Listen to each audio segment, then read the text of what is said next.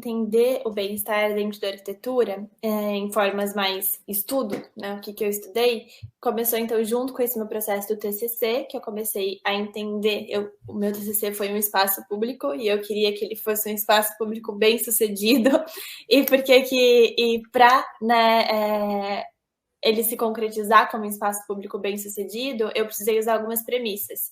E no começo eu comecei a estudar o placemaking, que é uma ferramenta, é uma técnica e uma ferramenta de projeto para espaços públicos e hoje em dia para espaços privados também, e que, entre tantas outras coisas, preza muito pelo bem-estar, né? E ela é uma, digamos assim, tem crivos e tem premissas para consolidar um espaço público como bem-sucedido ou não.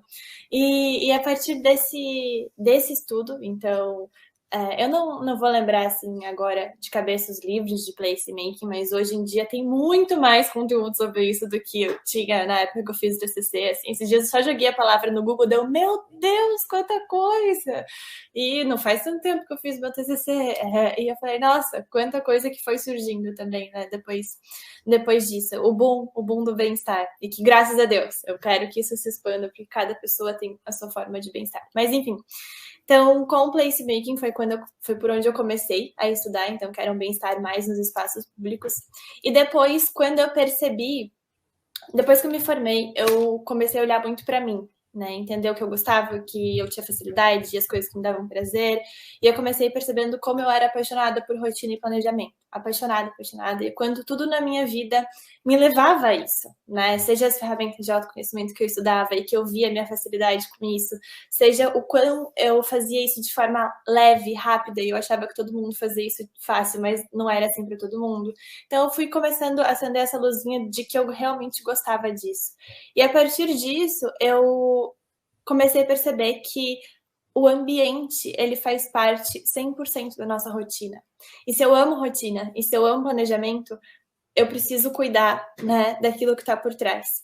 E aí foi entendendo que eu tenho uma frase que eu adoro e que agora eu não vou lembrar o autor, mas que fala que o ambiente é a mão invisível que molda o comportamento humano. Foi a partir desse entendimento que o ambiente ele é o cenário da minha rotina e que é onde eu estava trabalhando, com rotina, com planejamento, com esse bem-estar no dia a dia do autocuidado, eu comecei a ver como isso também era impactado pelo ambiente. E aí comecei a estudar, seja desde da neuroarquitetura, desde quando eu trabalhava com arquitetura noética, que é essa arquitetura que junta, eu falo em essência bem-estar porque tem como objetivo o bem-estar, né, mas parte da premissa de que cada pessoa experiencia isso de alguma forma. Então, depois acho que a gente vai percorrer um pouco mais sobre o que considerar, né, na hora de trazer o bem-estar para um projeto. Eu posso trazer um pouquinho da noética também, mas todas as pesquisas daquilo que me trazia bem-estar. Então, foi um mergulho interno de entender o que me faz bem, para daí ver como isso reverberaria no espaço.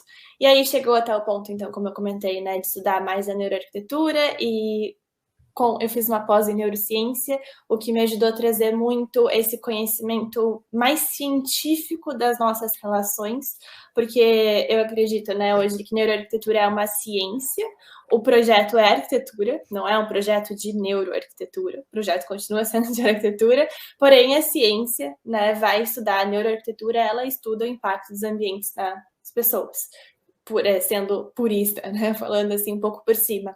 Então, entender como isso impacta, independente da área, do nível do espaço. Se a gente está falando de layout, se a gente está falando de cor, enfim, desses níveis daquilo que compõem o espaço.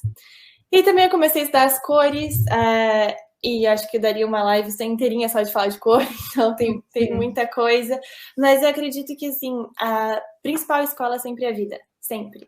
E foi, se eu falar, um curso que eu fiz, um livro que eu li, algo que revolucionou, não tem, sabe? O olhar atento àquilo que me traz bem-estar e um olhar curioso. foi o que me fez chegar onde eu estou hoje, assim, de querer lapidar, investigar, isso aqui me faz bem, então deixa eu olhar por quê, deixa eu descobrir o que me faz bem. Depois, descobri culturas de bem-estar, inclusive um dos motivos pelo qual me trouxe para essa viagem que eu estou agora, para esse tempo fora, foi de descobrir outras relações de outras culturas com o bem-estar. Então, como as culturas mais nórdicas experienciam o bem-estar, como as culturas mais da Europa Ocidental experienciam o bem-estar, enfim, e que são muito diferentes. E olhar curioso, curiosidade da vida, que é o que eu mais tenho, é o que me fez aprender bastante. Assim.